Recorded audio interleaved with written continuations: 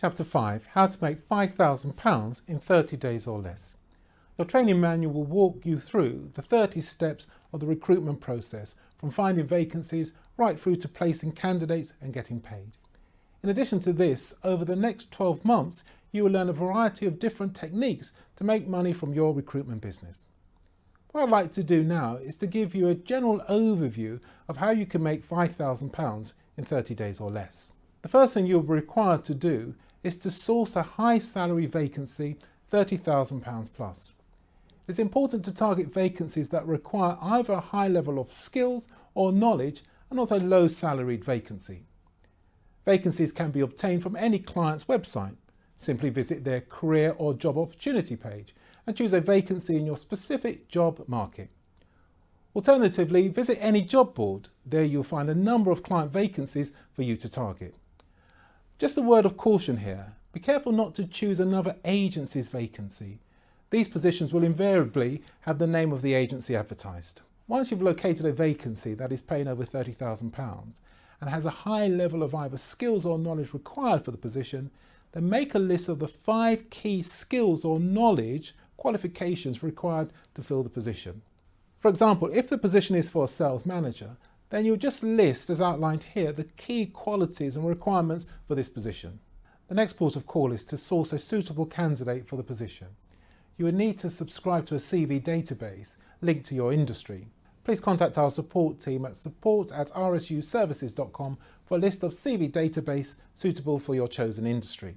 When you conduct a search, you'll see a list of qualified CVs. Key relevant information like the job seeker's most recent job title, skills and experience, educational qualification, employment history, salary expectation, and full contact details. You can make the search as brief or as detailed as you like. Sort your results by the job title, core skills, experience, location, and posting date. Once you have located a suitable candidate, first check if they are still looking for employment, and then inform them that you are looking for a sales manager to speculatively put forward to a client in the telecoms industry. Do not inform the candidate that you have a specific job, as at this stage you have not spoken to the client. Inform the candidate of the main skill set that will be required for anyone seeking employment as a sales manager in the telecoms industry. If a candidate is happy for you to forward their CV on a speculative basis to companies in their chosen niche market, ask them to change their profile as follows. They'll need to, 1, highlight why they feel that they would be suitable to work as a sales manager in a telecoms company, i.e. years of industry experience and qualifications. 2, any notable achievements from their time working as a sales manager, any major contracts won, the value of this business generated, and their role in securing this business. Last but not least, what they can bring to the table, what they can personally contribute to a permanent employer, a wow factor. Clients will be keen to see your candidate if you can show from their profiles that they can help the company to either make money, save money, or operate more effectively and efficiently so that the company can make money or save money. Then ask the candidate to complete the profile form in your sales pack and forward that back to you as soon as possible. Once you've received the profile back, make it presentable to forward to a client, as outlined here.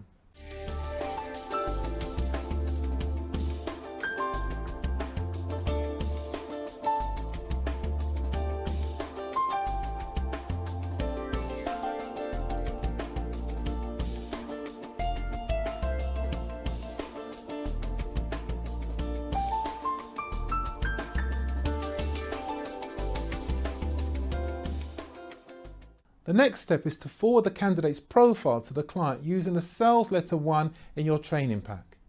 You'll also need to include your terms of business and a copy of the candidate's full CV.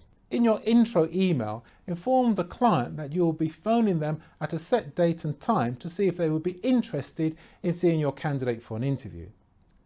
After 2 days, if the client has not contacted you requesting to see your candidate, contact the client, ask them if they've had time to have a look at the CV, and if so, if they are interested in seeing the candidate for an interview. If the candidate's wow factor is compelling enough, the client will want to meet your candidate. It is true that contacting someone you do not know is challenging, However, provided you keep to the basic structure, you'll be fine. It is like most things in life. The more you practice something, the better you become. The better you become, the more enjoyable the experience. The more enjoyable the experience, the greater your success. What will help you is to role play with a friend or colleague what you plan to say. Do this a few times with different scenarios and you're ready to roll. Here are some points to consider that will help you along the way. Firstly, try not to come across too desperate to get an interview for your candidate, even if you may well be. Avoid focusing on your candidate's features. Accentuate the benefits. Do not launch into your spiel without checking if it is convenient to talk. Do not speak quietly or mumble. Try occasionally telephoning your client prior to 8:30 in the morning and after 5 p.m. to avoid being scrutinised by the secretary or receptionist. Do have your candidate's CV on hand just in case the client wants more information on your applicant. Play the numbers game. Make at least 10 client phone calls per day. Don't give up after a few calls. Aim to have at least 2 interviews per week. It is advisable to review the section 30 steps of the interview process prior to contacting your client.